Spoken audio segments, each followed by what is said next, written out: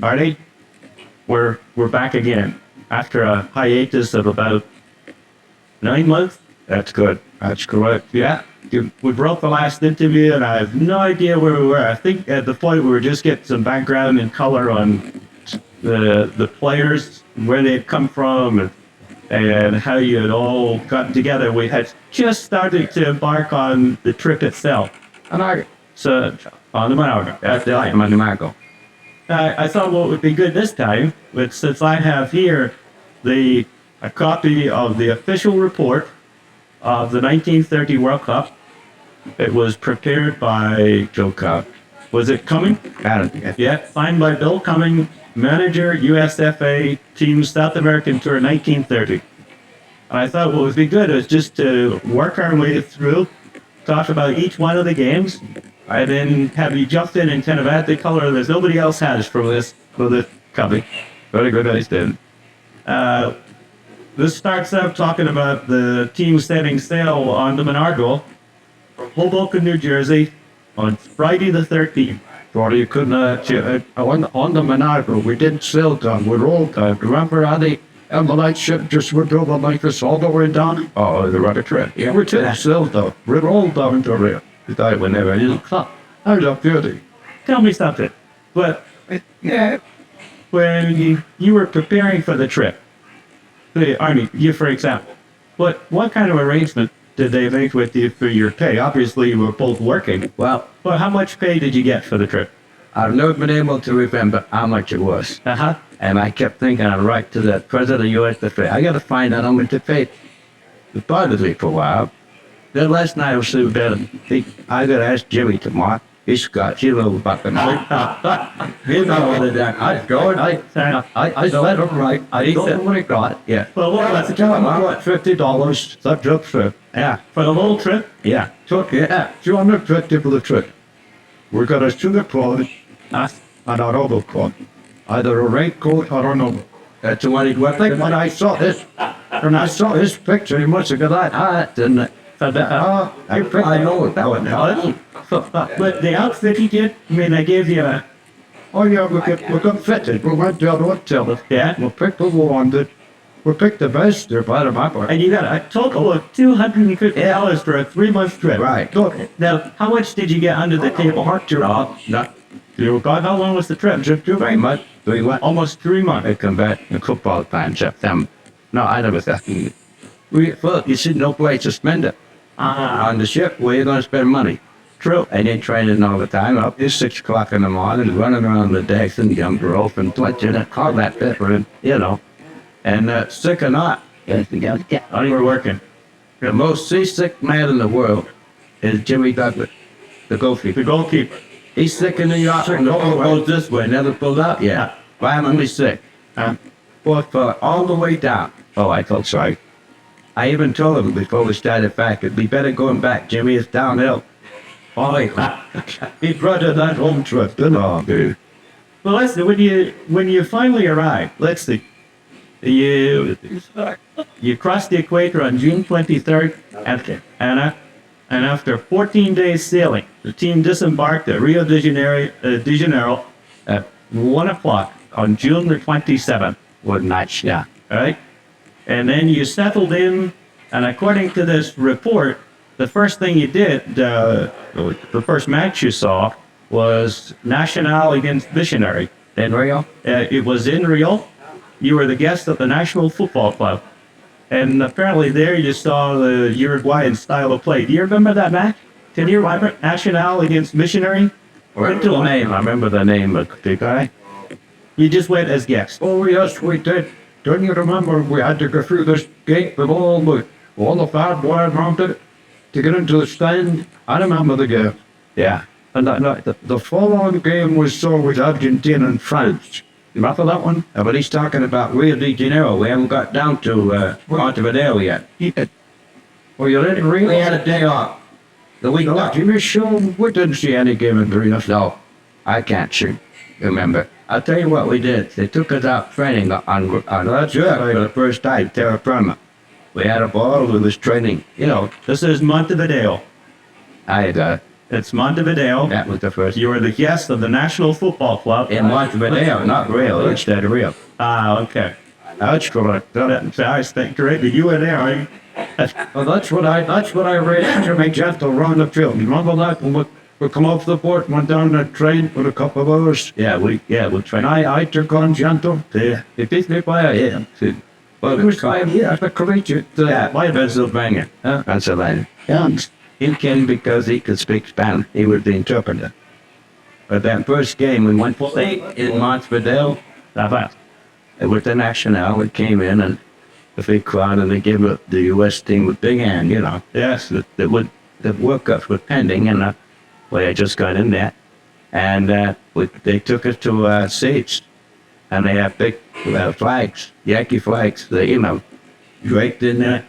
And a chap come by with some gum and stuff, and I said, they said, no. So he came over, and I took some candy, some gum.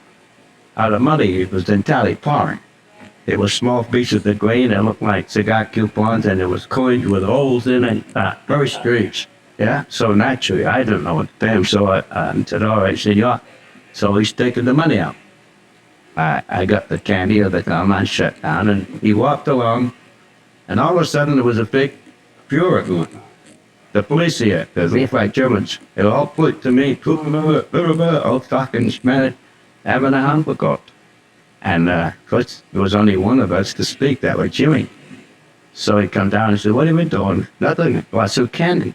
So he went down there, talked to the policeman and that. Then he come back and says, what's the story? Am I going to jail? They look like Germans. They had those helmets, but they had bikes. She thought, you bought stuff? I said, yeah. And that's, you don't know this money, so I let him go take your money.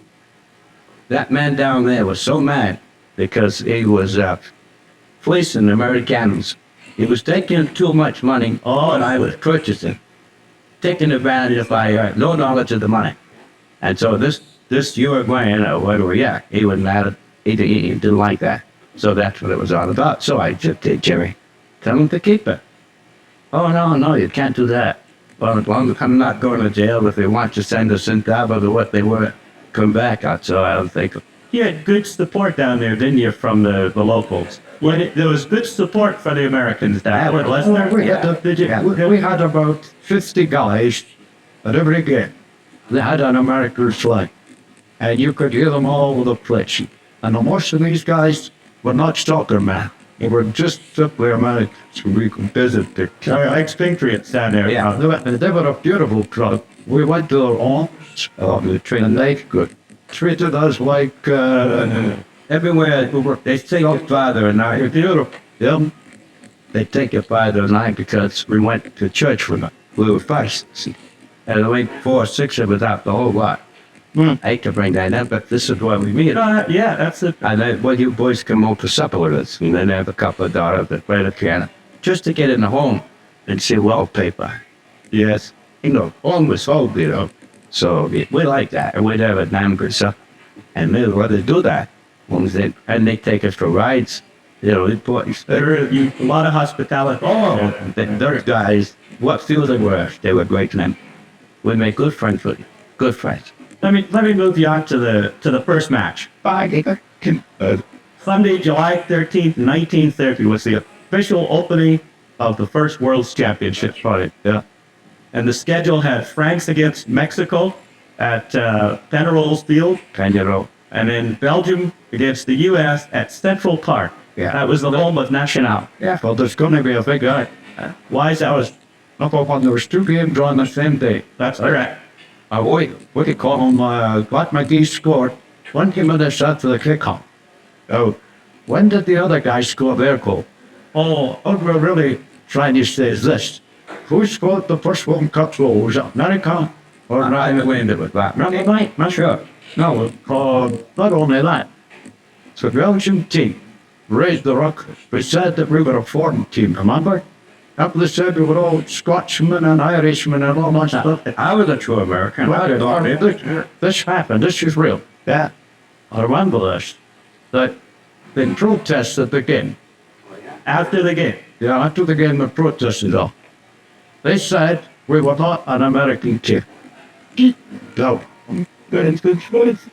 The reason I'm telling you this is that when you come down to how many Americans, how many foreigners did we have? There were all Americans on. How many of them were still to it? Well, the rules, citizenship. You may talk like, I think what? I think was born in Scotland. They came here when he was a year old. Look up to Gary, Indiana. Sure, let me go through the list. Ralph Tracy. Wait, Let me go through the list. that's a good idea. Andy All. Scott, he's a Scotch. All right, but according to the rules at the time, Did we- they were legally entitled to represent the U.S. Monty of Argentina was an Italian. Yeah, he played. Nationalized Argentinian. Let's run them down very quickly. Oh, yeah. Andy All, Scott. Scotland. Michael Bucky America, I think. played for Slavia out of Cleveland. Cleveland, yeah. Jimmy Brown, New York Giants, Scottish, right? Jimmy Douglas out of Carney. Yeah. Jimmy Douglas was New Jersey. He was an American, right? Yeah. A native born. Played on the, Who? Jimmy Douglas. Jimmy Douglas. Played on the Jimmy was American. Native born. Played on the 20 Olympic. Tommy Flory. American. Native born. Yeah. Jimmy Gallagher. Scott. Scott. Jimmy Gallagher. Scott. James Gentle. America's American. Native born. Billy Gonzalez. Made him. Native born. He Right. came out of Fall River. Native Yeah. Fall River, yeah. Bart McGee. American. I don't know what one. I'm sure Bart McGee was out of Philadelphia. I think he was. I know he's got their gamers an American. Well, it makes some. Arnie Oliver. Can't get much more American. George Morehouse. Little Chopper's English. All right. Bert Patinoid. Border. Native born. I want more. Billy Sloan. American born. Billy Sloan. Tracy. Right, he's from the St. Louis, Baldwin, St. Louis, Detroit. Yeah, what? Yeah, St. Louis. Willie, yeah. Frank Vaughn. Same place. American born. Alec Wood. I came here when he was 1 year old. So he's an American. So really, Just for the record. So Belgium. He's a Scotch. Okay. So really you had, in 1930, even though there were a couple of immigrants on the team, the Butler team were native-born Americans. They were. Did you total up how many Americans were on that group? 90%. My head, there was 5 men on that team from Newark. Oh, that's right. That's a fact. There was me, Gonzalez, Patnod, Tommy Flory, and Andy out. Providence, forward, and that. There's no question about it. 5. That's a good selection. Oh, yeah. With hot soccer better. You know, Arnie, the reason I throw it up is the fruit taste of Belgium. Man, it's the fact that they brought a referee from Europe called Lanchinas. Remember Big Longs, skinny guy? Didn't he ref the final? He was the final referee to final. And I always thought he should not have refereed that game. Because Because he allowed the Argentinians to kick it all over the field. And that's good. All right, let's back up and move systematically through the game. Okay. You played the first match against Belgium. At the time, what was the feeling in terms of who? Let's say Paraguay was the dark horse. They had won the South American Championship that year. They had beaten Uruguay. They had beaten Argentina. Paraguay had. Paraguay were previous years. South America. That's correct. Yeah. How were the teams rated in terms of who they thought was the winner? Well, your father could say they were picking the United States after they won first or second game. After you won against Belgium. After you won 1 or 2 games, they said the Americans have a chance. Right. They put it on the spirit. Before we started, remember, Arnie, we were nothing. Yeah, well, they didn't want. After the second game, we were quarter-finals to win all the hell. Not much. That was right out. Talk about the first game. The referee was, let's see, it says there were about 20,000 at the first game. That's right. And Macias, M-A-C-I-A-S, was the Argentinian referee. Beautiful referee. Yeah, got very good reports on this referee. I don't remember the referee. Really? I never liked him. They were blind in one eye, couldn't see out there. Very dapper. Yeah. The referee, you couldn't jump up to. The referee the game in the region, Michael. How was the Belgian team? He beat them 3-0. First goal was scored by Bart McGee on the left wing, first timer, and it was after it says just passing the first half hour. I can see it in my mind's eye now when he connected. He had a good left foot. He squashed it. And wherever I go, I sometimes ask them, I speak someone about soccer. I tell them things like that they don't know. Bob McGee scored the first World Cup game for American player. You still? And Bert Patton from Florida, local Brentford, scored the first hat trick. These are things that fellas like your dad and I, we were there, we know. Sure. But the average, the whole group of football fanatics, they don't know that. And I like to bring things like that up. Shall we? It's wonderful. Look, Bart McGee got the first goal. Yeah. First timer from the left wing. Outside left. What's that? I can see that. Describe it. Describe the build-up. How did it was across from the line. Hit the crossbar. When I went out to the extreme corner. You went out. Down the area. Yeah. Just come in and He hit it from the corner of the 18-yard block. very corner of my other body. They wouldn't seal on that. What was it? Was he on left footer? Yeah. And that one left foot. He hit it with his left or Left foot. Yeah, that's true. He didn't have a right. Is that right? That was the left foot. I left it. Right hand. They used the right foot to stand up on. That's all. Did a beautiful left. Who hit the shot from the right wing? I don't know what your daddy or somebody else. Who hit the shot from the right wing? Do you remember? Who put the shot on? Who hit the shot from the right wing that came off the crossbar? Oh, I crossed the ball. I did it. Oh, it wasn't a shot. No, I shot from the left. I was past the field. Do you remember that? Yeah. I beat my field, Right. but I had no way to go in. I just let go, and I hit the crossbar and right out to the back straight fuck and pretty calm. Back he was coming in. He didn't hesitate. Just hit it. Next thing we saw, he was right to the net. So the second goal. First World Cup though. Yeah. Remember the first? Yeah, that was about it. That makes the first. Yeah. There's a little fair amount of misinformation about this being published. It's unfortunate. It'd be nice to set the record straight on some of these. Everybody tries to use the heroes. They're all clinging to their own. Sure, That's what happens. Well, it's nice to have two guys that were there to set the record straight on some of this stuff. Second goal was scored by Tommy Flory, the captain. What? I couldn't. Tommy Flory. It's a bet me on that one. I still think it was offside. It says the Belgian Assembly claimed offside and protested vigorously. I thought it was offside. But the referee allowed it to go. You've got a good memory, Jim. I won't want to borrow any money off you. Oh, God. It says here that midway in the second half, a beautiful run by Brown on the right wing and an unselfish lob over the goalie's head to Patnoy, another New Englander. Yeah. Let's see. Unselfish lob over the goalie's head to Patnoy in the center, chopped up number 3 and marked one of the most brilliant plays in the tournament. Long passes, etc. Do you remember the run? I thought it moved for well. I just remember the goals. I can't remember the run. Yeah. I know. See, Bert Patton was one of the fastest soccer players in the world at the time. You could always find him. And he was all, dangerous. And he was so speedy. Yeah. That guys like Bill Gonsalves and I played inside. We got the ball return. We'd see Bert. Go get him, Bert. We feed him. Maybe 2 or 3 yards. Yeah. Invariably, he would outrun whoever was trying to catch up with him. Yeah. He would outrun him. Probably the best center forward that we ever knew. He was good. They're good man. We got an inch. Had a mile. And it was in. Good run. Beautiful center forward. Beautiful center forward. There wasn't a man could touch him and not tell him. I think incidentally, I wrote it. I wrote it on the shift going now. He was always after me to write letters to his girlfriend. Yes. You write it out. You know how to put the words together. And I'd say, write your old damn letter. It's not that. I can't. Oh, no, you can do it. And so I get the paper on your right. Be on the deck and I'd be saying, oh, the moonlight shines upon the waves, remind me the gleam in your eyes. I don't. But anyway, after we got back in 2 weeks, Daddy was married. In 2 weeks possible. I said that, well, I wish the most good letters for you, Brett. That's good for you. Listen, when he writes the letters, he would have to be faster. Oh, but he could play football. Yeah. Can you remember that run?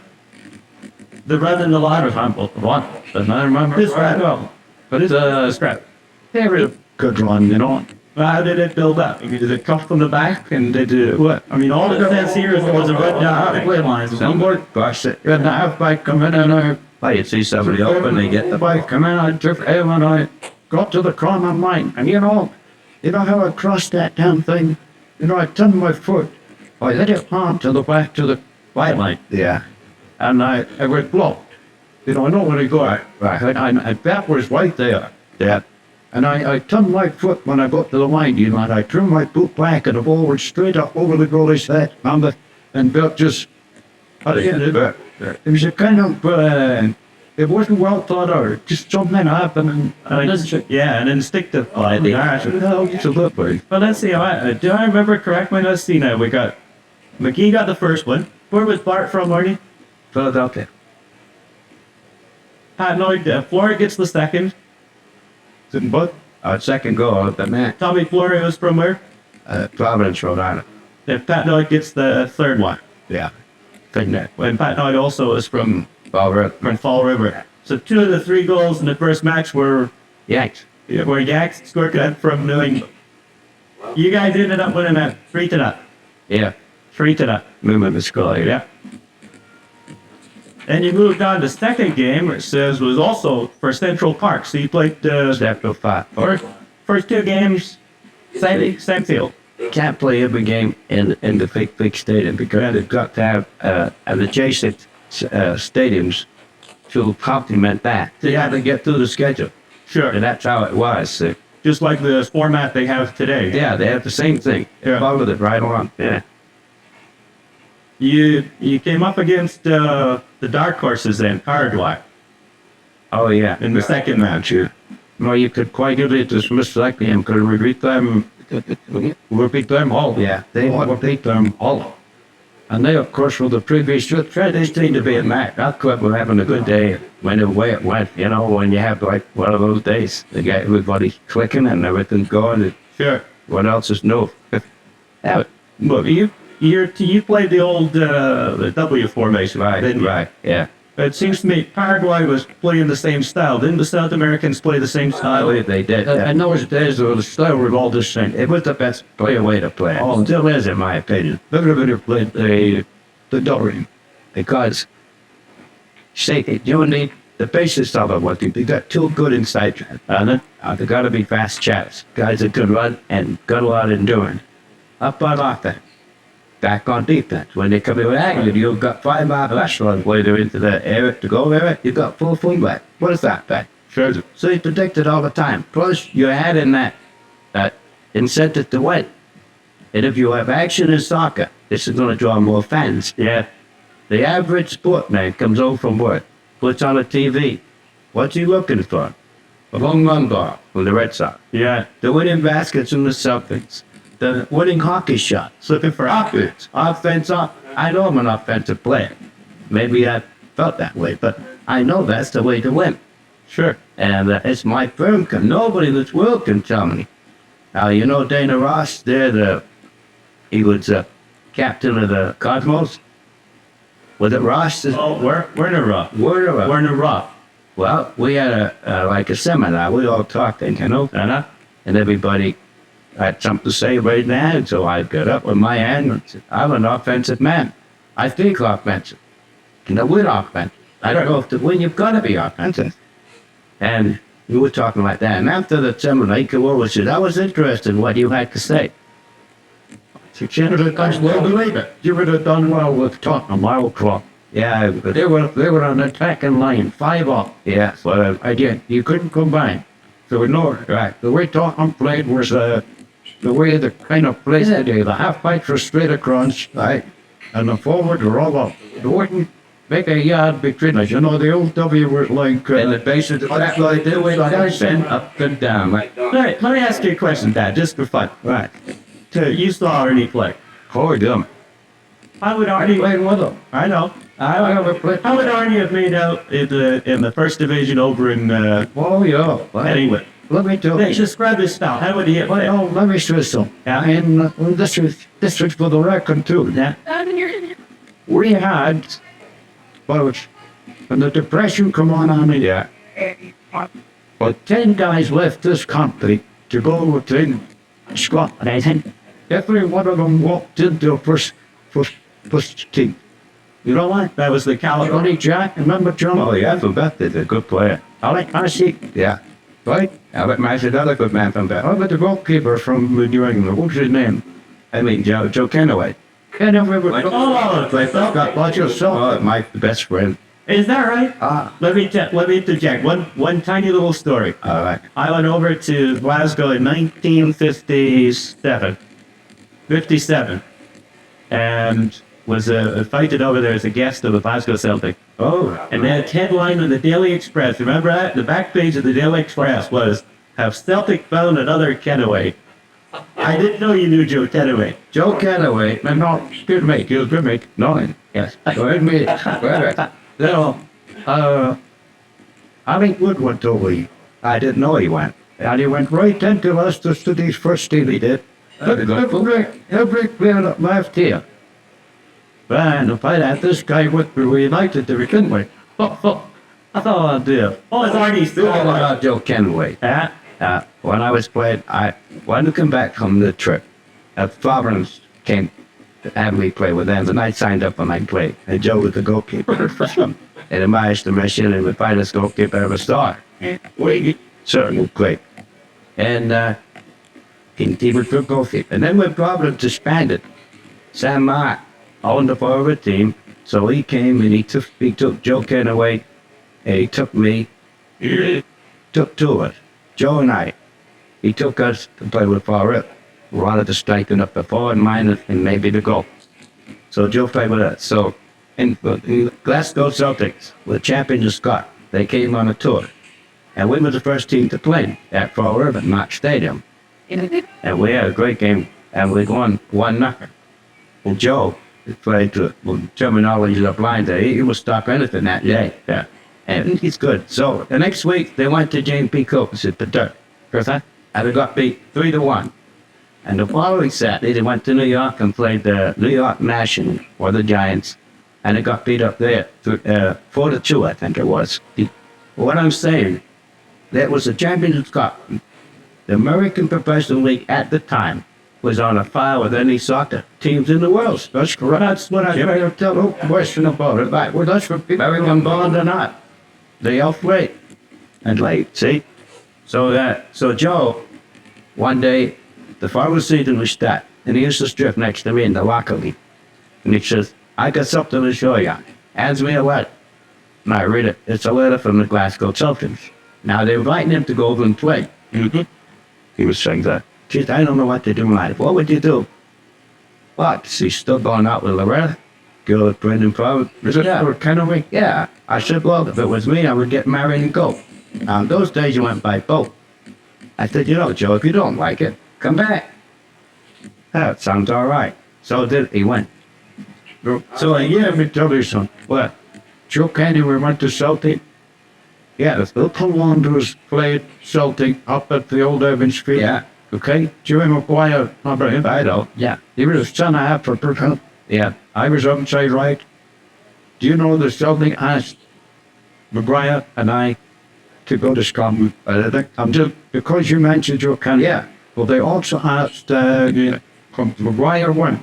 Right, I didn't go because I thought I could play with Celtic. They were the Protestants. Oh, that's right. You're done. That's not. Oh, that's you. That's here. The Glasgow Rangers, the Rangers are all right. Yeah, no, the Celtics. You went. So you know, people would really appreciate that today, but back in those days, I couldn't walk down the street in Scotland if you was on the opposite end of our colour. It's like the Irish and the British going on to it, and well, a big thing. Do you know to this day, it's interesting. Glasgow Rangers never had a captain on the team. The Glasgow Celtic won any. The Glasgow Celtic have had Protestant. Well, I'm glad it's opening up because that had nothing to do with the sport. Well, the Celtic. And we're signed back, you guys. You know what? Get back to South America. Come on, get back to the World Cup. Live, Joe. Get back to the World We had one thing for my friend Joe Kenny. The only goalie yes, to ever play internationally for 3 countries. Canada, born in Canada. Yes. And United States. Played with it. And he played against Kenaway. Sure. Comes from Canada. Played with it. And when he went back, about a year or so after we came back, I was watching a game before and somebody picked me up, threw me around. Who the hell is it? It was just, is that right? Yeah. That's how you making out? Oh, it's a cinch. only one game, no Saturday. Just play Saturday, no Sunday. And the area is smart. You know, it's, Oh, you don't have to travel. in English, they get this in my cousin to live the year, what is still in Chicago? Oh my God, we got a big country.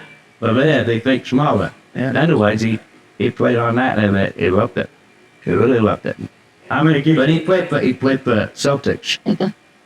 Oh, I think he was capped. You know what I mean by capped? Sure. You know, he was a gamer 10 or 11 times. He was the goalkeeper. That's remarkable. He was that, and that's what he did.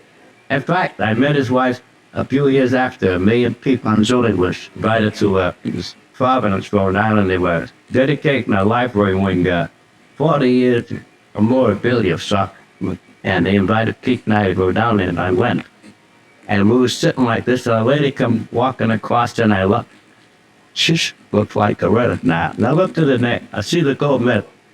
Oh, I said, that's a Scottish government, which football is proud. Yeah. And a white American, but, and it was her. And she had a boy, her son was tall, so sweet. And I guess I was disappointed when I asked him, did he play any sports or that? He said, no.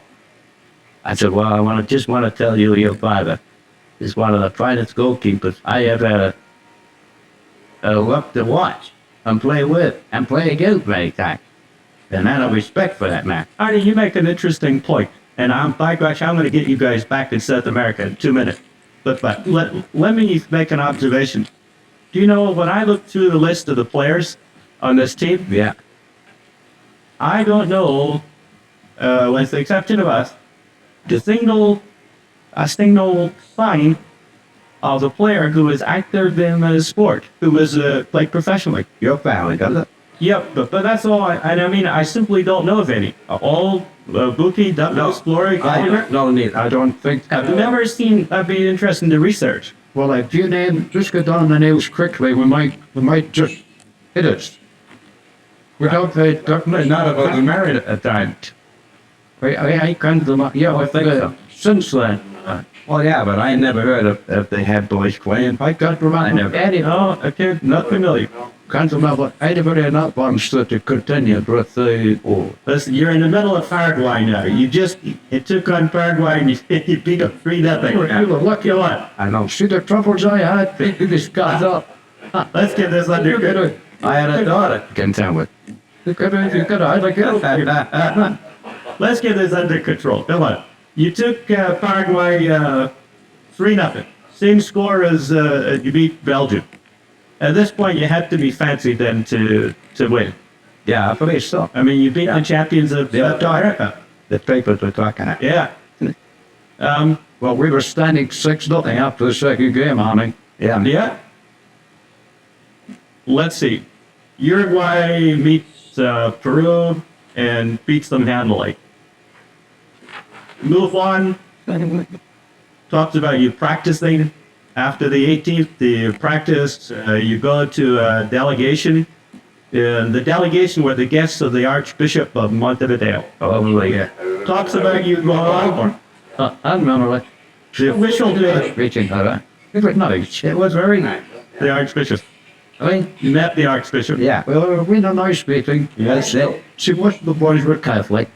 And I knew Protestants from before the source. And they treated us very nice. He was given a privilege blessed by the Pope from this, what do you call him, the red hat? The Archbishop was. Bishop. He coming down the line and shaking hands and came to me and I said, well, Father, I belong to the other club. I drove it, he started to laugh, and he said, in that case, you wouldn't need these privileges blessed by the Pope. I said, on the contrary, I need them more than anybody in the lineup. He said, yeah. And he said, how was that, son? No problem. I said, how was that, son? I said, well, I have an uncle in America. And if I bring him these privileges blessed by the Pope, there ain't another president in South America I could bring him to make him any happy. Well, they said, isn't that nice? And so I said, well, that's the truth. I mean that. So he gave it to me. And that's my conversation with him. Yeah. And I brought them home, and they were well received. They were. Yeah. Those are wonderful memories. Well, you know, we thought, nice guy. Yeah. The main thing, there were 16, 18, there's 20 of us altogether. 20. Come on, officials. 20, yeah. And Johnny Ford Protest. But that question never come up. Well, No, we never. all we had to learn is comment. Oh, yeah. We were good ones. We had a marvelous time together. In fact, at a minute, when Ralph Tracy broke his knee in the semi-final, that was crying, and it, you're a long way from home, and you're down, right? Yeah. And I thought, what can I do to help Ralph Tracy? And I used to go down to the church with Bill Gonsalves and Pat and I when he used to go confessing all that. And I met the priest, and I liked him. We're good friends. Him and I had been in England the year prior, and we had things to talk about England and that. And I thought, I'll go see Father so-and-so. So I took the bus, went all the way downtown, knocked on and checked there.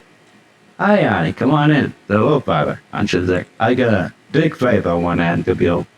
I said, I don't know if you read it in the paper, but one of I met, I church and Catholic boy from St. Louis. I said, you got a broken knee.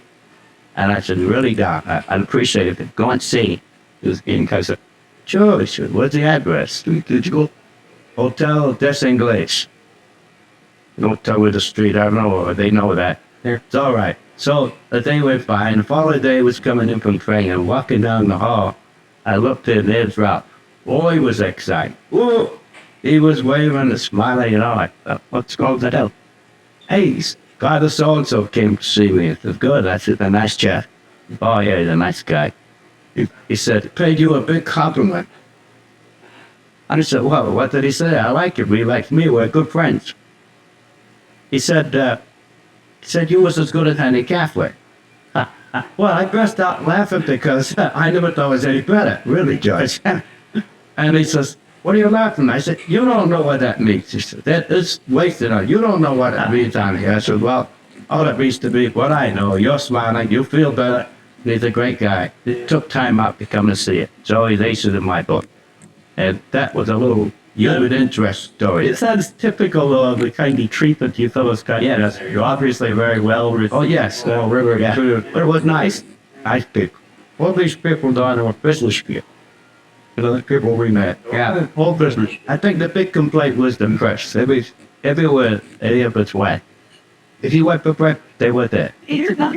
And everything, they have a lot of pressings. Oh, yes. That you see that thing I gave the pictures of the Uruguay? Yeah. Well, things like any kind of papers, full. Soccer ball, pictures, all the kind.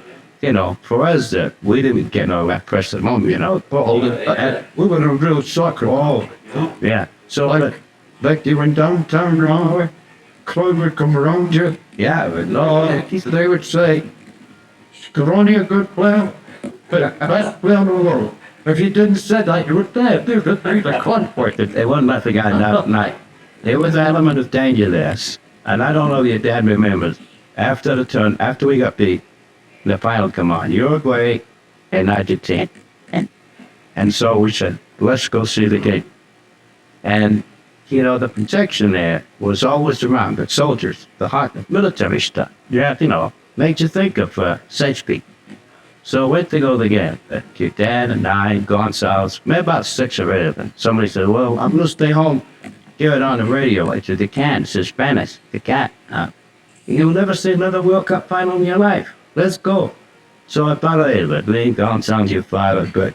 So we got to the first gate. And by that time, I could say a few words, and nothing good, I would say to. We had these berets on with a Yankee flag. Yeah, I saw them in the photograph. ACR, Americano, football, Tassigna, and Terraza. It's on a horse, a white horse. Well, the people that comment them blazing things that come out of their eyeballs. Yeah, I've never seen hatred in a human being's eyes like that man. And he drove his horse right at. I could see the horse that's over here. I think it hit your bike, not sure. So I'm back of the lake. Because I said jump, and everybody jumped every which way, and the horse came down, bent. And one of the guys got his pants broke, and the boat that didn't kill him, it just made a bleeding. Was this deliberate by the soldier? The soldier. Yes. I don't know what was wrong with him. So we said, well, let's go back to the hotel, but it's not worth your life. So I said, well, let's try another game. But this time, Bill Gonsalves, who'd been Portuguese, he could eat this big time. He went over there. We went to the gate. We all went. And he said the same thing as me, only he was saying, and I'm listening, chap. It was entirely the Americano football is hard, it's theirs. Now we go to the game. And got us a place to sit. But our gang, we wanted Argentina to win. Because Argentina beat America. Yeah. And we thought, well, we got beat by the champ, that's not bad. Okay? Yes. So that's all sports skill and break. So the first goal, Uruguay scored a beautiful curry outside of it. It's yeah. Everybody's up cheering and hollering, except us. You think we could sit there? Oh no. Hey, you're no good. I hope this rappers dying all over the English, all kinds of things, you know. But if you didn't cheer, then it'll drop you over the side of that thing. I believe it. Oh, we was cheering for our life. You have to do the things that the momentum of a big crowd, if you want safety. And so even when our team scored, we could stand up and clap, you know, viva, not. We couldn't do that. We just stay quiet and had to take it. But that's what it actually did. But that, I never forgot that day. And to this day, I know the blazing hatred of that man's eyes. I don't know if somebody meant to kill his mother, must have been an American, something like that. Strange, but that, I was all startled if I ever got that up there, but maybe it isn't. But oh, Arnie, do you remember when Argentina played France? I was there Thursday game. The Argentina played France, right? One of the, I don't think we were all there. Yeah. Like, nothing, look. Do you remember the big fat train that lying down in front of us, friggin' of water? It's a big jug of water this big. He had to do the whole damn thing. The whole thing. Here it was. Just the Argentina. What's in the game? Swig of water. Don't you remember Friday? It was nothing. And Argentina got a free kick for 25 yards out. France were the best team on that point. They had a free kick. Didn't even wait. Our day, the referee made you wait. Yeah, right. All right. Well, the whistle lined up. When he blew the whistle, he kicked it. Do you know, that line genius with the referee right there? Do you know that one they come flying up and the ball down and put it in that line genius gave the roll? Longinus was an Argentine referee. If France had beaten that, we'd have a chance to win that cup. Good. Okay. We weren't afraid out of the street. We thought we were going to be the men of it. Yeah. But the referee blew the whistle. France in the tank and beat it. 8 minutes to go. He blew the whistle 8 minutes early. And look like going back the clock. Yeah. Oh, Rami. Freshmen were on the field showing their blood. Yeah. Finally, we're all set. But poor France, they were dead. Yeah. They were really, you know. What did they lose the game? Was it 1-0? Lost 1-0. That was that close, eh? And like your dad said, like France remained out for 8 minutes. So, you know, as the teams went through in the semifinals, this thing I had forgotten really was, it was the U.S. against Argentina. Right? It was Uruguay against Yugoslavia. Yeah. That Eastern European team. The Yugoslavian team was in the same barracks as we were, hotel. They got next door to us, don't they? Yeah, and I had one of those books where you get your autograph. Yes. And I went over. I got these names doing that long. All kind of letters in it. Yeah, I can't say them. Hey, senor. Did you get this? Did you get it? Yeah. Did you turn it into the national soccer idol name? Oh, where that? I think it might be one. I'll look at it. I might find it. They had a lot of trouble. These boys, remember, they had a lot of trouble there next door to us. The Yugoslavian? Well, they didn't like the Yankees. A lot of fighting, some calling. Well, but internally, you hear all the scrap among themselves. Is that right? Capabella and... Well, see, I hadn't realized that there was an Eastern European team in that, and so... Yeah. Well, but the difference with another cup team. Now, what was the score? How handily did Uruguay beat Yugoslavia? Well, they beat them like we could beat. They could beat 5 or 6 in the what score. Actually, it's in there.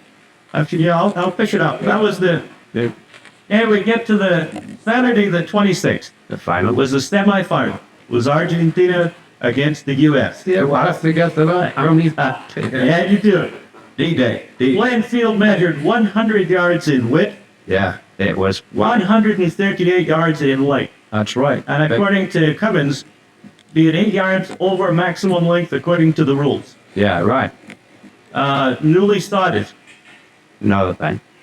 And if we, do you know that's where we lost the second goal? Nothing the ball come in and we just got that. We hit the dead spot. Yeah. And Jimmy Douglas went on the bounce. Yeah, it did bounce those. And the Argentinian center was like that. He was porcelain. If the ball had bounced, Douglas had it. But we had no chance, and we were kicking it all. The point of that game was that they played the US team very well. They knocked Jimmy Douglas, the goalkeeper, knocked him out 3 times. And he had the left half back. After the first 20 minutes, he played the rest of the game with an handkerchief stuffed in his mouth. He got kicked in the cheek, right there. And just before that time, they broke Ralph Tracy. They broke his knee. Now, I don't mean broke. It was broke. But the FIFA, who run the international soccer, the rules were at the time no substitution whatsoever. So we had to play with 10 minutes. And it's like the Red Sox without a shortstop or a center fielder. There's a gap that can't be filled in. Physically impossible. So if we knew there was going to go women, well, that bunch of guys lie that the goals piled up that way. Well, a bunch of guys sitting there, the equivalent of the guys that were on the field. If we could have these guys over here, we're going to be out of either one. Because it didn't seem fair. The pity was the tactics. Yeah, the tactics was really, they were allowed to get away with. And the left fullback, for example, was throwing mud in my face, you know, and I would run up, took me the hand for a mud. You're lucky that's up. And I would throw the mud in my face before I got up there. A lot of our guys are a bit very, you know, with the military around. When I looked out the window to go to the stadium, and I was rolling with Bill Guns out, and I saw these soldiers on horseback, mate. So they thought they were going to have a parade. He says, that ain't a parade, Arnie. I said, what is it for? He says, I said, that looked like a homing guy. Take us to the... No, he says, that's for protection. All right, I'm not mad with nobody. He said, no, neither am I. And he said, that's the way it is. They got to get us to the stadium in safety. So there's this cavalry all around on cars. Yeah, 3-4 cars. Drive us to the stadium. And we got there. There's these lines of soldiers with the band. Look, they coming up to the rumble, and the spectators be coming all night, sleeping there, you know, like, make sure they're going to have a ticket board with stout. And they were trying to get in another gate, and they were sleeping, you know, like they do for tickets in Boston. Sure. Something. Well, it was 112,000 people in that game. See, it all over. Yeah. 112. We got in the dressing room, and there was a telegram from the president. Oh, right. That's right. We're going to tell it over. Anyway, ain't no wishing the team good luck. And we'll come out of the dressing room. It's a big wire fence. It went all the way around state, right away. And every 8 to 10 yards, there's only with the band. Now you're not on the playing pitch yet. There's a moat of water with a bridge over it. And you go over the bridge yard, you pull in the bridge, and you play in the middle. And you're thankful for that water, and you're thankful for the soldiers. But it's a scary. Some guys were married. Sure. They took this, you know, children and all that. They want to get on. Sure. And it bothered some of the atmosphere. Oh, I can. And then again, if the white shirt went down, everybody happy. But white shirt. You looked around, saw a green or blue, whatever, and you happened to, you know, you get near them, you happen to give them the shoulder a bit rough, like, you know, fair and all that. Well, if they could get you, you're dead. If they could put their hand on you, you're dead. And that's how they are. It's a little bit, you know, I like football. I can see the whole thing, but I can't see the life and death in it. Let's treat it as a sport, as it should be. Let the best ones win. Of course, there was a lot at stake there, wasn't there? I mean, the first world. Your life was at stake. Imagine the pressure on the South Americans. Oh yes, to bring home the honor for their country. The strokes. Yeah. That was the 100th anniversary of Uruguay. Did you know that? I did. Yeah. I was looking in my diary, and it was the 100 years, from 1830 to 1930, and this is why they had it. That's why the World Cup was held there. I mean, soccer was a whole life from everybody. I mean, these people were poorly educated. If really all were through 90%. Yeah. And if you mention soccer, well, every Saturday they went to soccer. And after the whole conversation all the way through, as I said, if you met them in the street, they got round you. And I would ask you, is this guy a good talent? You better stay. Right on it, here in the press. Yeah. Listen, tell me something. When you walked onto the field, what was the sensation with the crowd? Can you remember? And then I said like no, it was never affected. We never. I think about that crowd, just a roar. Yeah, I believe it. Gosh, you close my eyes and listen, I could hear it. Yeah, that's my recollection. Big crowds on the trip home.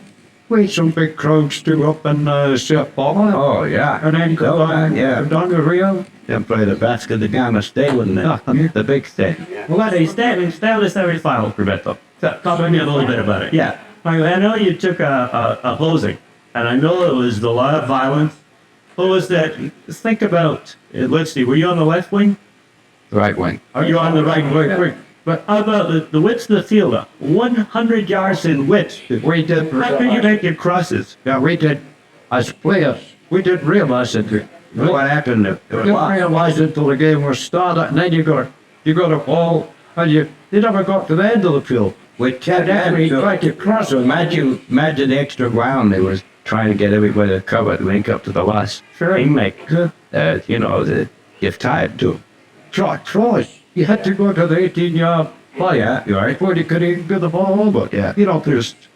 You couldn't take it to the corner flag and cross. We had been used to it. We could probably done it all. They did that. I'm used to it. Every time we crossed the ball, we were about 10 yards short to the nearest post. No doubt they did that on purpose to favor the whole club. You think that's the case? Finally wait to resort to try and dribble it, getting us close. What it all cost? Sure. It means so much to the country. It can win the World Cup. Oh, it must have been financial. Really, a lot of things. Prestige, whatever. And that feeling of life, it's like in England, every park, every beach, every bit of lot has got kids with soccer balls. Yeah. Go big ones all time. They kick and they kick and they kick. And that's the natural game. We had a great chance to bring that cup back here. Like plus, marvelous chance to bring it back. But the way they treated us, boy, they really kicked it all on that field. Yeah. By the way, I made a mistake. I was talking about Longina, the referee. It was a Belgian referee. It wasn't Argentinian. Yeah. It was a Belgian. That sounds fair, but the Belgian team brought him with them. Yeah, it was a Belgian. Okay, but I said he was an Argentinian. He was the Belgian referee. Yeah. We'd have felt better with the original ref here the 2 games. Yeah. I don't think he would have treated us badly. Maybe not. Yeah, That to live with itself after the game's over, the way I figure. Sure. He ended up 6-1 in the final goal. Andy Alt took a run. He crossed. You scored the final goal. Andy could play. It was 6-1. 6-1. So that would, his consolation. You stick all these names up. When I scored that goal, we get the last 2. Honey, when I scored that goal, was I 2 feet out or 22 feet? I don't know, but you heard that Jimmy Brown style smack. Take that, you bugger. See if you can save it. Isn't that? That's the way to play, And win, lose, or draw. I played against his dad many times, not on the same club. He was New York Jazz, and I was from New Bedford for, New England. Oh, you were the dirty players from New England. I remember that. We got to take these guys. We played a lot. We went on tour. Oh, we found it. I would play after we went to Seattle. Now, look, pick up now. The 3 games, that was the official tournament over. Yeah. Then you went on tour. Yeah. The first place we went was Seattle. What's the Seattle? Yeah, right. It's a coffee town. Yes, it's distinctive coffee like New Bedford smells of fish, one of those things. That's cool. That's what it is. So we started to play with, it's a night game because in South America you need the lights. It's cool. It's the Santos game? Yeah, it's clean cut. And how it is. They bring on the flowers, to the team and the pennants and all that. They just, we got played. We'd want to face having a hell of a game.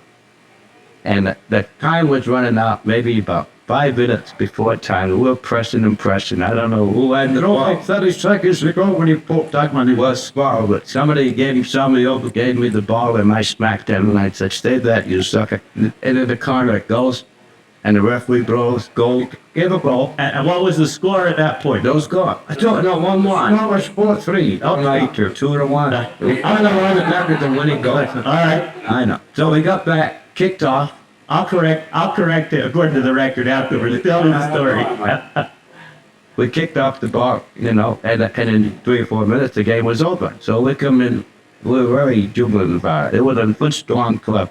And the further in the U.S. team had to beat that club. And we was all set. The next morning, we had to go an early train to Sao Paulo. And on the train, somebody brought a pencil on. I don't know, wasn't we didn't see it. Somebody brought it. And it says on there, Santos won, United States won. Well, and Phil Cummins, I thought he was going to have a stroke. Boy, he was mad. The way you go when you're on a train leaving the town. That's right. But that's what they did. Right in the paper. Now, here's that terminology. Home refereeing around here with what a game. That was the ultimate. This is the grandfather terminology. That was the number one. Wake up to find that the next day. Oh, he was mad. Then went on to Sao Paulo and well, it was well, let me correct, but according to Cummins' description, his write-up, that game ended up officially as 3-3. That's right. It was the fourth goal being disallowed afterwards. That's called revisionist refereeing. Is it according? That what they said it was? Yeah, it's let me just for the record. Let's see. It says all Gonzalez, Patnoy, and Morehouse were waltzing all around the Santos kid. But by clever refereeing, the Latins were away out in front 3-1 at halftime. Then it goes on to say, that's their version. Well, this is Cummins' report here. Then he said, listen to this. The boys stuck to their knitting and counted right after the intermission. Some clever football by both teams kept the crowd on their toes, and in the last minute of play, all tied up the match with a long rocket shot, and from the restart, his center aided Oliver in scoring the winning marker. And as the goalie was protesting, blah, blah, blah, they kept on going. And then they described the fact that the newspapers the next day reported the score as officially 3-3. Yeah. That's how they stole your goal. You man, you go flat, man. He done that. You better not look. Boy, Tim, but you know what else, right? I mean, you scored that goal in the last 10 seconds. There, right? Yeah. Referee gave a goal. Okay? You didn't even have time to kick off. I remember this so well. Just, we're walking to the sun and then he just burst whistle. Named over. We all went in the dressing room and we're getting washed. In comes this guy talking to Cummings or Miller. Yeah. And all of a sudden somebody says, hey, we tied again. But what? The last goal was disallowed because the linesman saw an infringement. Waved to the referee and the referee didn't see it. And that's the way it was. It's it.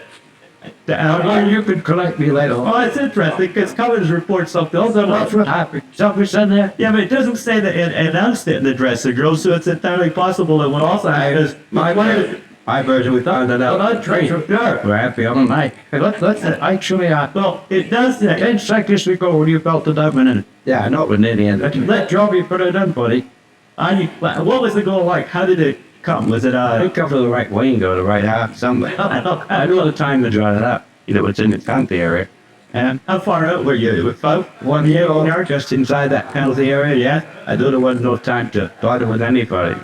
Just felt it. So you did it Arnie Oliver fashion. You put your head down. It is. Stay with, yeah. That wasn't a head, it was a shot. Yes, yeah. Although I liked them on my head. Yes, and what do I play your father for that reason? Oh, you're a good shot. Yeah, I like him. You're a good shot. Okay. Yeah. Anyway, so you tied it. You know, you also played, before you left, you played the National. Oh, that was a disaster. And then you played Penarol. Lost the first 2 games on 2-1, and then 4-1. That was as attendance was very disappointing. That was before you went to Santos. There was no, yeah. And there was one was in a Vasco da Gama stadium, a huge stadium. I'm not sure. I think that was later on. Let me just pick up from there.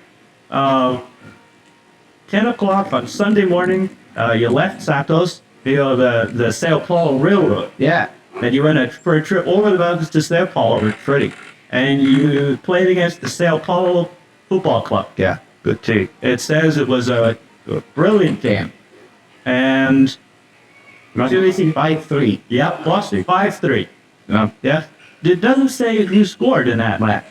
Well, you know, It doesn't. because they were winding down, and the excitement of the World Cup was gone, and we were just playing for, I don't know what, travel money, expense. So we did receive an offer from Chile after the World Cup. They offered the American team $10,000 to go there and play one game. Oh, no, And Bill Cummings turned it down. He was afraid to fly. The flying wasn't that bigger. it would have been up there. And, you know, we may not have been there had we gone, but he didn't want to take it. I guess he had he had a team to think about, and I guess he wanted to bring his boys back. He took it down, thinking of it.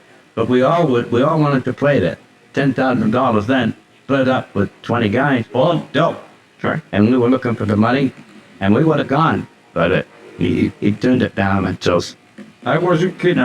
They had to go over the alley. Yeah, they had to go over the alley. mountains to the west coast of South. And I remember, yes, that's where they offered to. Oh, I couldn't nothing. I was saying, why they put up to a boat, then we'll vote, see who's going to go. But he wouldn't even do that. He was just scared to fly. I think he was a little bit afraid. Think he might have had a loose light touch, hot fellow, I'm not sure. Or he was thinking of the safety. You see, that group was in his hand. It was his responsibility to take them and bring them back.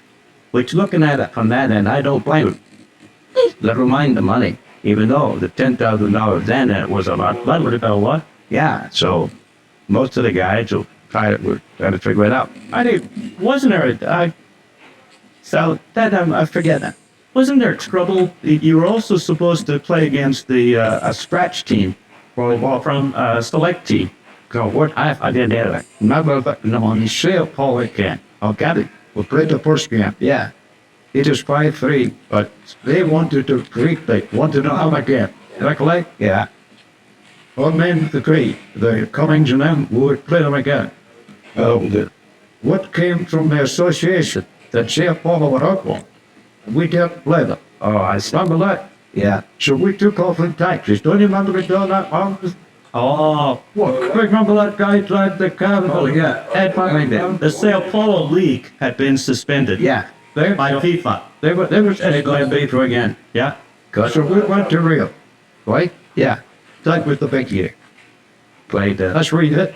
That one, and when I hit the crossbar, he has that one. I didn't tell you that real. I know that we all played at night. You know, it's cooler. Night game.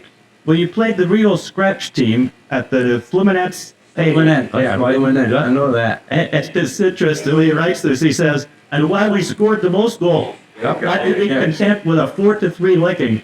The deal not satisfying the unbiased fans in the least. Well, You must have a lot of good home refereeing at Florida. yeah, I helped that game on our best part of play in foreign countries, especially down there. You could insult the referee in English and smile, senor. I know how the chickens die, senor. And the guy, well, see, you know. They probably reciprocate. And the only time in my life I had a chance to swear at some referees, they never knew what they were saying. I'm not like I said, they wanted to I had to go one out the other. And out ate it. Well, Florida didn't get away with it. Somebody held the game up for half an hour. Sorry. What did Florida? It's Italian. Italian. Not Taiwan now. And the next game you played was against Botafogo. At the same stadium. Okay, you played the Rio Scratch team at the Fluminense Stadium. You lost 4-3. Apparently was a good home refereeing. The very next day, there you go. Tuesday night the 10th.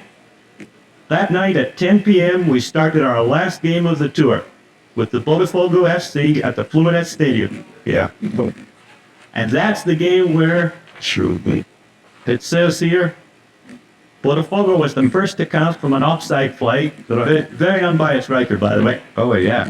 And a clever, tricky flip-like pass by Auld to Brown. We tied the score.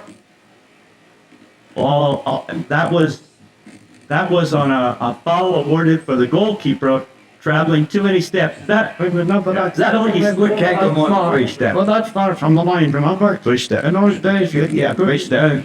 One could do it. well, Yeah. more than its own circumference. Right, yeah. Right? on the free kick. Yeah. And I said to Andy when he was taking the ball, I said, Andy, do you think they just roll it about the line? Yeah.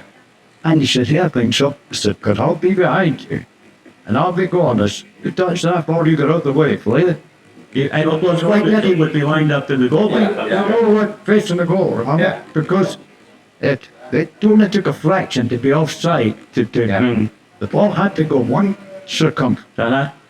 And he just got to the line. I was right behind. That's so that like I'd have it under the ball. It was a good goal. But what, talking about refereeing position, and you understand and be able to soccer like we do. How can you be offside? Let me see how I have to get one of those games you made. This was the Outside left, I think, let back and get one. Come down with the ball. And down. Somebody smacked in it. Here's the foul.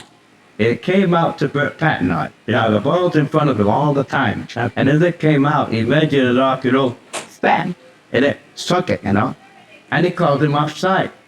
this is yeah, this is the game. That was this game on it. Yeah, that's okay. But, talking, there he goes with the referee again now. This is why to this day, I don't like home referee in any sport. Sure. I got early. Apparently, this is where Tommy Flory, was he the captain? Yeah, it was very obvious. He objected. This is when Tommy Flory. He must hit that ball at the shot. He hit the ball with the shot, I think, it fell outside left would be that. And Bert was waiting for it coming off. That's right. Measured it off and pow. Then it went like a rocket. And he called it offside. Ball in front of him, all right. And Flory objected. Well, honestly, would it? Well, Tommy Floyd, Tommy was Italian. Yeah, quick as a man. And he was on the dog, And For objecting. or Tommy was on the dog, the real. Yeah. It wasn't gone. And what an idea. Took about half an hour to get the Gators started. So finally, old man agreed. Miller come down and he said, okay, forget the goal, Floyd stays on. That's what we said. That was it. That was. Remember halfway. But when you finally ended up getting wrong, because the score was 2-1 at the end. You know how long we played overtime that night? No. 3/4 of an hour. We played after midnight. The referee watched up, I think. And all that for them to get the winning goal. We shouldn't have got the goal. 5 minutes later, we played. It's over. Go home, Yankee. That whole trip must have taken you, what, were you up 3 months, I think. 3 months? Yeah. For long? 3 3 months. months. Left June 13th. We got back in time for the tournament. The league started again. We all went back to our clubs and we come back to the American Pro League. Oh, we left in Germany, right? I went playing with Providence. Germany. June 13th. Was it June? Yeah, June 13th. June, July, August, September. So I remember Bill Gonsalves saying it was 3 months and I assumed it was. You know, it's an interesting footnote for history in this report. Then they lost approximately $2,000 Yeah. on the exchange rates because of the fluctuation of the currency. Altogether, as it is, this 3 months trip, taking in all expenditures, will cost the USFA approximately $2,000 in round figures. How bad did I? There you go. Yeah. I thought, what did you do with your 250? I had to ask you how much it was. No, I never could remember. Somebody asked me like question me, how much did you get? So I forgot how much. I don't know how much you get. So I did last night. I gotta ask Chewy today. A bit of Scotsman, you know about the money. I used to wear a spotter. No, spot on the other of my. You had that, yeah. You should have had your kids with you in your bagpipe. You should have played them on the day. You know something? I used to play golf when I was down there. I was the only guy in the bunch that played golf. That was my first year in my life. I played there. Right? I played there. Did you? Well, you must have come with me. League batting cup. League took it to the golf course. And gave it. I never played before. Did everybody get out on my way? I don't know where the ball's going. Did I take you to the racetrack too? Remember the racetrack? I don't know. You did a lot of bad things with me. There was 10 races. First track, yeah. 10 favorites won. I paid every one. Because this guy said, They have a fit. It's an unusual thing. In that country, before the race, yes, they go right down the stretch and the race up the field. Yeah. That's their warming up. Whole field is happening. Almost 6 foot.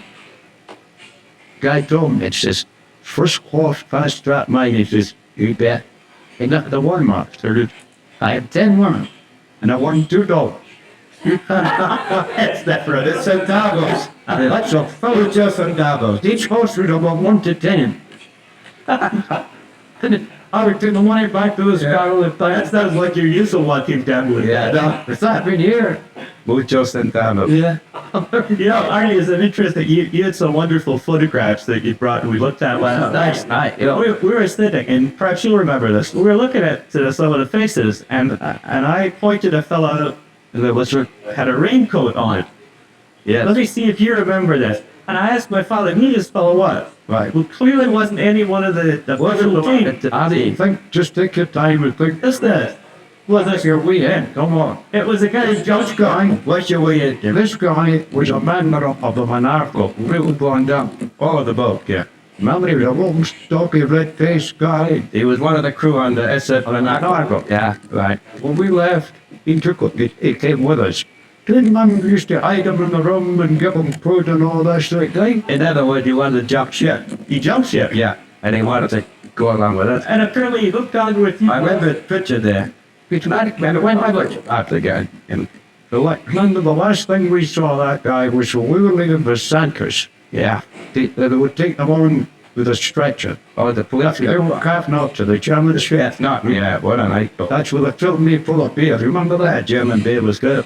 Our guys were looking forward to that. Yeah, and the cooking. You remember the beer that put into me on that trip? No, but I liked the cooking on that shit. I don't remember that. This guy, when they took him on and they took him off the jet. That's right, took him to America. Well, he shows up in some historical photographs. I'll tell you, that's it. I wish we knew his name. I wonder if he knows he's famous. Well, you know, if you see an American there, I went out to, you know, there's a stranger. He's back from home, down on his left. I met somebody, where was it? I don't know, actually, that he was speaking American. I said, yeah, I said, why did you go home? So, you're down in what it's that? I said, well, maybe I can cut that with the guide, you know? Because you're ashamed, the fellow American, you know. And he says, well, no, I just stayed on it. He refused that. But I did make the offer. I was going to try to get the money so he could come back with it, you know. But I had an offer to stay down there. I met a boy, a young fellow on the ship. His name was, Carlos Lamento. He was on the ship. He was all by himself on a lonely side. We were playing deck tennis and that. And I said to him, you want to join us? Orlando Cabello, that was it, man. Said, yeah. So get on that trip. You know, and I brought him in with a gang. And at Rio, you know, he got off. I said, what are you doing? Something like the States. He said, I graduated from college and coming home now. And I'm getting out of Rio. So we left. I said, look, when we come back from the World Cup, we're going to be playing some games at Rio. Then come to the hotel, find me, and I'll bring you to the game. We won't cost you nothing. So we left in there, and we went through the tunnel. We come back later on, you know, you forget. So one morning in bed, doorbell banging. Hello, it's Arnie. I said, yeah, it's Orlando. Well, come on in. Had breakfast? She said, no. So I called down and had breakfast. He said, can you go with my house today with me? One day, I said, let me call the cook. I have called him up. I said, my buddy from the ship's there. He wants to know, can I visit his family today? Sure, he says, you know, get it back in the hotel by 6 o'clock. We're playing tonight. I know. I think, okay. So went outside with a new car. I said, gee, that's a pretty snappy car. Is it your father? He said, no, my dad gave me that to graduate present. That's nice. So driving out in the country, it wasn't far from where we are. Coming to a big estate. And iron gates. Guy in a red suit comes over to the office and says, where the hell are you going? You live here? Orlando? He said, yeah. Your father might be a millionaire. He says, he is. But what else is new? You know, they had a swimming pool and a green lawn that looked tempting to me because I like the water. And he said, do you ride? Well, I said, I've been once or twice in Uruguay. I was on the cow party. So he brought me in his house to get me his job. Because you try to eat, there's some boots. You got horses? He said, yeah. I said, how many you got? Oh, he said, I think there's 20. 20? On the ground. He said, yeah, just five of us on the rig track. He said, he does. Everything was millionaire. So I went down there, and the groom had to run his horse up and down to take some of the spirit out of it. Yeah. And I said, now we got to get me a gentle horse. Don't forget it playing tonight. I got to be there. So he got this horse, for you. We're going through the woods, coming down the hill. There was the street, and a streetcar coming down, banging on the bell. And it scared my horse. It shot up. And the dumb big cobblestones and the hooks, all the spots, all over it. And every time I went up, the horse went down, vice versa. And all the buckles on the saddle was taking the skin off my legs. Oh, I don't know how to say in Spanish. Oh, how do you say that? Your horse, how it can stack legs out you throw me? I didn't know. And he comes chasing after me, laughing his head off. He finally got the horse to stop. I thought it was my last day. So I said, come to the game tonight, Orlando? Yeah. So right. So I went to the game, and I was dressing. They all rub you down. They got that implication stuff to state down. So I got darkest corner. It's over there. Come on, Arnie, you got to oh, God, you wanted to see all that? Oh, he did me hell anyways, and that would hurt. So I got out of that. So I said, why don't you stay over, chef? I said, I can, I belong to the team. We're going to get some extra money when I go home. I better go a long time. He said, well, I'll take everything. He said, my father will fly you back. I said, I can.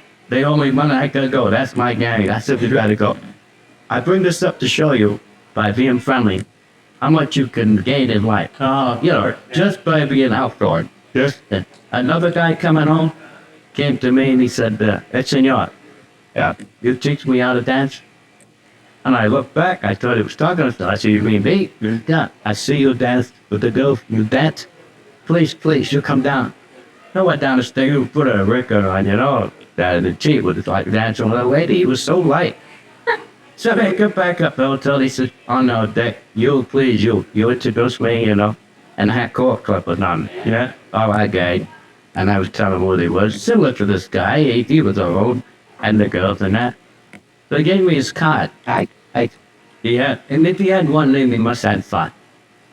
He was an Argentina ambassador to Washington.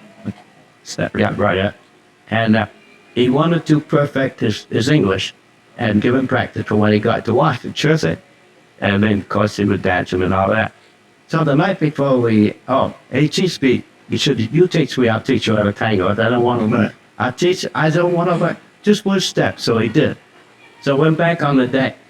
And they played the tango, and everybody went off the floor, left me there. I felt like I'd swallowed out there. Anyway, the night before we got into the ark, he says, Arnie, he says, when I get up to Washington, I said, yeah, I want you to come. He said, the president's going to give me an ambassadorial bar. I said, that's great. How you doing? And I want you to come. I'm going to invite you. Actually, don't invite. Why not? I said, well, I'll be good football. I don't know what I'm going to be in. Travel friends. I don't. Oh, yeah, you come. No, I can't think. So one day after we got home, I come home. There was a big cloud, taken out, all satin, white silk cords. And it was invitation. My mother says, what's that on? I said, an invitation to the White House. I said, what? I said, yeah. My friend from the ship, he wants me to go. She said, how you going? I said, oh, Ma, I can't go. But I never go. I should have gone. Let me ask you both a question. Let me ask you to do something for me. In 2 or 3 minutes, just after you return to the States. Oh, yeah. After the World Cup. Give me a summary, just briefly, of what you did thereafter in soccer. Why do I problems come to me, right? To come play with all professional. In the same league as your father. Is this the National League? Yeah. The American Soccer League. American Soccer Professional. All right. But was Joe Candy with the goal? This is Providence. Right? They came after me, not far from my house, 40 miles to there. Right? I used to go weekends. So you signed on with them? Oh, yeah. And how long did you play with them, Arnie? I played 2 years, I think, 3 years before they disbanded. And after that? After Providence, so they go. Oh, so they broke up, and Sam Mark come and got Joe Canaway and me, right, to strengthen up the part of the club. So you went to Fall River? Yeah, Right? until we beat the Celtics there. And? And I played with them. And when I go out to that, I forget now what the last team was. I can't remember the last team, because I can't remember saying this is my last day. How old were you when you stopped playing? See, I was 23 on the trip. I was married at 27. I had died of the field that was quite busy. Yes. I died of born when I was 32. And there's no insurance at the time. They wouldn't give you insurance. What's your daughter's name? Jane. Yeah, Jane. She's married now to Cal Galbraith. Oh, shit. Spell his last name. B-R-I-T-T-O. On Northwestern deal to the shot. Good. And happily married and with a nice family. Yep. So I played I can't remember the last day I said, well, this is it. Oh, and then I went play. A lot of the guys I were hanging around were playing with the Santa Crystal Club, a local club. Yes. And they was after we knocked me to play. And I told them, I'm finished. I don't want to play. But they got me to play. And my brother was playing, Jeff and but friends of mine. So I went to play. That was my last season. So how old do you guess you might have been? The early 30s or? No, I was after that. I was seeing 23. I'll eat them. 27, 32. No, about 35 to 7, somewhere in that. All right. That was your. That was the last, that finished it up. And the first winter that came, first September come, I was homesick, but I was contracted. It was football time. Sure. And I felt like I'd lost him. Oh, yeah. How about you, Dad? When you after the boy, I remember my old team, the Chinese. Yeah. How long do you think they were? When after the 2 months, they sold me to Brooklyn Wanderers. Oh, yeah. And I played with the Wanderers until the league flushed. Yeah. With the depression. Yeah. At that point, you're happy to get money here or play. I know. $5. I then played for NSHOF in the Whole Island. Yeah. See, I could get $5 a game. I'm looking happy to get Grocery. So I finished up with NSHOF on the Whole Island in America. Then, of course, I went over there. And But didn't catch on in 1931, I left playing until played with Manchester for 3 years. Then I was sold to Brentford. Straight with them, close to 5 years. Then I was sold to Tottenham Hotspur. Yeah. And I played with them 1 year, and I had trouble with them. They decided to put me on the open. Money problems. Well, much more than that. They were already. So, this club were like the New York Yankees. Prestigious. Any great victory was their best. If you went away in a trip, you went to the finest hotel. Then it hit 200 yards to go to the ground. With beautiful big Westland draw the almost. Yeah. Thank you, both. But they were disgusting. The guys were long, serious dukes. That's the team you wanted me to sign up with? Tottenham Hotspur was all big Jewish club. Oh, they were then? Oh, that yes. And the support was for 50,000 every Saturday. Strictly Jewish. Yeah. What were great. They were wonderful. But you couldn't say hello to the you would then you said good morning, sir, To the directories? they were telling Yeah. Well, that was back. it. That was back in the old days when there were all the layers and the gentlemen. Oh, yeah. I could remember that. Why I finally warmed up with like on meat club. Yeah. And I made more money with that on meat cluster I ever made than the meat Who was that? Guilford? Cuba City. Huh? I scored an average of 75 goals a season this place. Who was you playing with? The kindergarten? Some of the teams and Well, you know, good, yeah. they were very cool. Yeah, very cool. And right, I scored 8 goals in one game against him. That's this guy went after the ball. I had it all on screen, yeah. So this character takes the ball out and doesn't come back to it. That's a fact. He took my medal out one day. You know, man, cup medal. I see it in Cool. I lost it. Hey, you lost it. Who lost it? Me. There was you lost them. There's one in there where you, We found it again. well, you found Somebody it. found it and turned it into it. I was His name's on the back. One of his playmates found it. Yeah? Look what I found. Oh, my, not Johnny Burns. Yeah. Should have job. Arnie, after you finished your playing days, and you played a game with the Dims or something for a while with Uncle John, Oh, Clyde? I had one like, you know what happened to me? I was running into the goalkeeper. Yeah. And I was closer to the ball as him, absolutely. And he made a suicide dive. And he hit me with his head. Man, he hit me right here. And he pushed my leg, you know. And that was it. I went to Scotland and the playing were saying, oh, come on and play, Scottish. Yeah. I said, what would go one way? Yeah. Go on, try that. Maybe try a pleasure cup into there. But you know something? Scottish soccer, terrible. We would have walked through the muddies. But straight. Yeah, we got to punish English soccer very, very fast. The Scottish soccer, it was so damn slow. They didn't want one leg, you could see. No, you could see where you were going, and you're not allowed to do it. Right. No. Anyway, that's what happened to me. Everyone's built our lives up. Soccer did. I went coaching this again. I'm very successful there. What did you coach? Soccer. A high school team or an amateur team or? Oh, college. Oh, wait, where? What was the school? SMU. Southeastern Mass. Okay, how long did you do that? 4 years, right? 4 years. How were you there? 4 years. 4 years. Won the Eastern Conference twice, 3 times out. And that was a nice part. And if I retired from there, if I'd have stayed, I was going to go into the Coaches Hall of Fame. Second, yeah, my name was in it, which is showing, you know, yes. And I said, well, I went to work for in the State House in Boston for a senator. And I did this because it was more income. I just couldn't put the time into the soccer. Much as I like the boy, Coaching didn't pay much in those days. oh, but I loved the game and I like being with the youngsters. Sure, imparting some of my knowledge, yes. And one day at training, we had an all-star fullback of the league. He said to me, you think you can get a ball by me, coach? I knew what it was, a challenge. All the guys had it at them. Even though it was about 65 of them, I said, sure, bring the ball down. Got the ball, started after him. He was there, one-on-one. I started up going for him.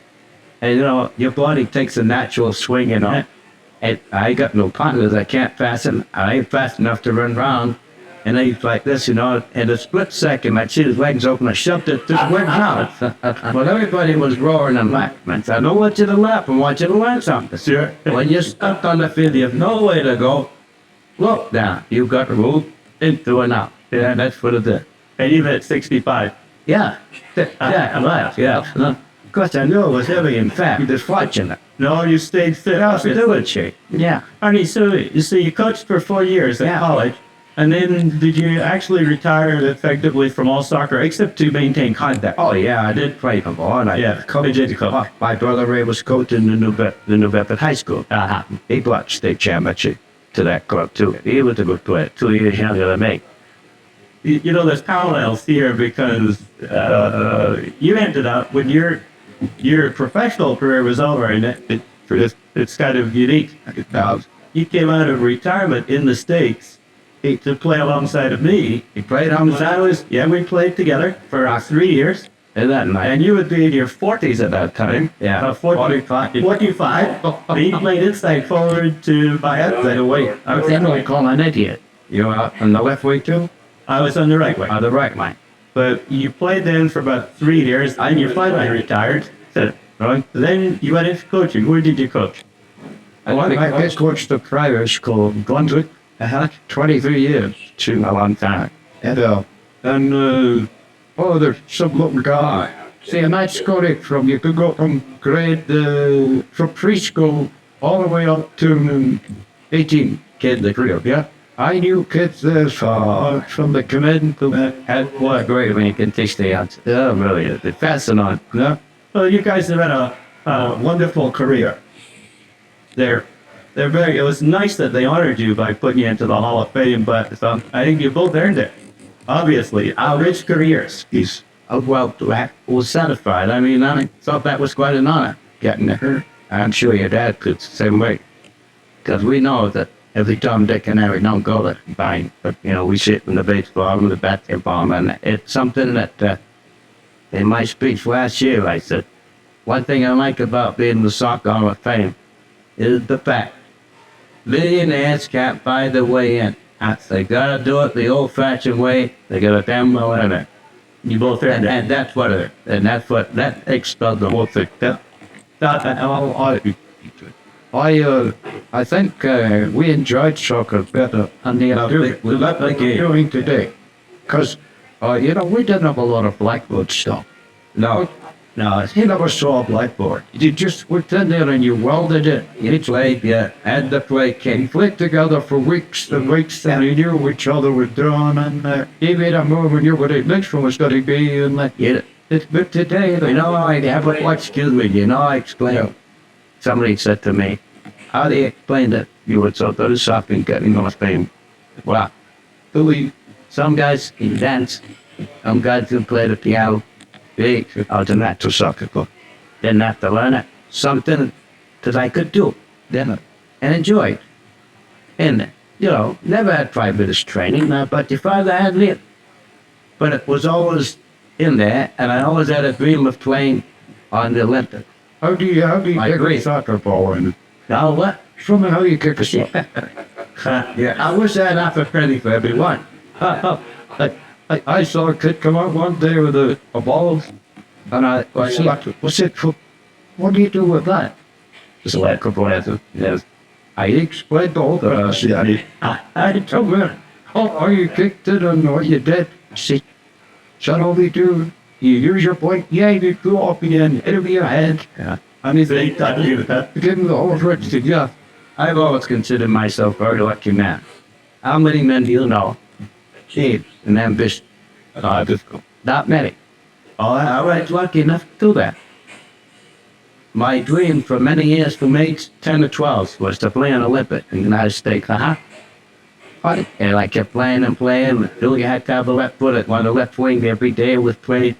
Made the left foot better than the right foot. And all that. Then the pros are watching them and then you got a little time I do the tricks and all that. Sure. And my dream was one day playing Olympic. So I was playing with a bunch of boys in November. We won the match and I was a good one. Now the depression was on. It was 1926. So Thomas went with a job for it. Worcester come down. He took 3 or 4 men, and another team in Worcester took 3 or 4 men. To the workshop, they had these leagues, see? And I knew I had that Olympic thing in my mind. So my father had a friend, he got me to play in the Boston District League. I felt that, while I knew I could do the job, I had all the confidence in the world. I needed exposure. Somebody had to know about me. Sure. So I went in that league. And actually, being a prolific goal scorer, your name's gotta be there. And so one day coming off the field, these 2 men came to me and your name, Arnie? I said, yes. They said there was an Olympic committee from the United States. Said, well, you picked to play for the United States. And I said, when you going? Next season. And where we going? He said, you're going to Amsterdam. Oh, well, there's my dream, 10-foot tall. In the fall, September, the Pro League starts. And the man at the rep, he was managing the new club, Hartford. Called me up, would I go with my bag to play against Fall River? Well, that's why I played against the Yankees at Sugar. You know, so I went and I played well. After the game in the dressing room, he said, here's $5 for your expense money. I just, no, I can't take it. I said, why not? I said, I'm going to go on the list. Then the next guy came to me the way Mac Dunn, managing the bar. He says, hey, Arnie, he said, you a professional? I said, no, I'm an amateur. I'm going on the Olympic. And we said, how would you like to play for Boston? Put you inside right with Alec McNabb. Well, that's like playing with Ted Williams. Sure. I said, I love her. First out to one of the Olympics. Oh. So he said, give me your father's name and address. So I did. When he didn't get me, he got docked out there. This is how yeah, Bill was with Fall River. Anyway, I went to the movie that night. When I came home, my dad said, the owner And the two owners and the coach were down to see me tonight from and he said, and I signed a professional contract. Well, he told me, oh, sure. So I said, yeah. How much? $30 a week. Well, depression sounds a lot of money then. Yeah. Yeah. Any proof on the table? Well, I get to explain, right? Sure. So I thought, well, swallowed my pride and went with it. And I thought to myself, there's nothing wrong with a pro soccer player. I enjoy that. Sure. So I will put my mind to that. So that was you out of the Olympics. I couldn't play. So that first year in soccer, high for leading goal scorer. I had something to ball with. You know, still set, class. But nothing special about for me. But things I could do. Yeah. And if you can do it, that's where you go. So I didn't go, so I can imagine how I felt when the World Cup came in. Oh, definitely. One I like to there's a dream come true. It's not just an amateur. It's professional, the best in the country. Absolutely. Which was the great. So you see that your patience, your time will come. Oh, no question. And you know, in Scotland and Britain, Yeah. you know how they used to sign the young lads? No. You just said your father signed the form, right? Yeah. So you were a pro. That's right. You know what they used to do? They would, the young kids would be eager to play for the local town team, you know? Yeah. So what they would do, they would give you 10 pounds, and you just signed this amateur form. Yeah. But the amateur thought he was a pro for it. Oh, yeah. And there was hundreds of kids signed those forms, And 13 for didn't even know it.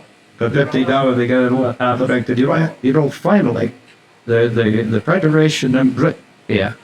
has the rule that, see, there was hundreds of these kids going to the pro teams Yeah. and not making it. One kid in 100 would make it. Yeah.